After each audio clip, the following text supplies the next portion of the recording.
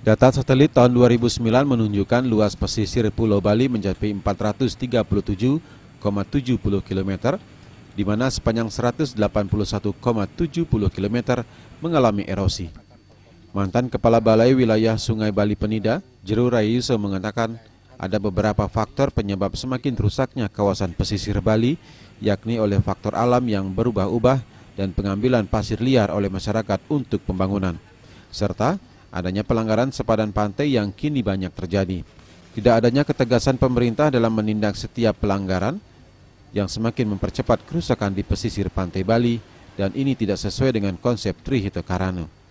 Adanya otonomi daerah semestinya lebih membuat daerah peduli akan daerahnya, bukan sebaliknya lepas tangan.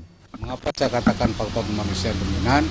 Karena perilaku kita ini tanpa kita sadari memberikan kontribusi terhadap terjadinya abrasi. Suatu contoh, material yang diambil dari pantai maupun dari laut.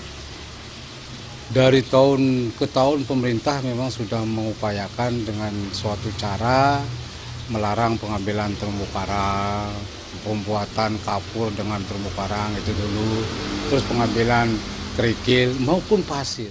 Trimaja dan Ratna, Bali TV. Belakangan ini memang marah.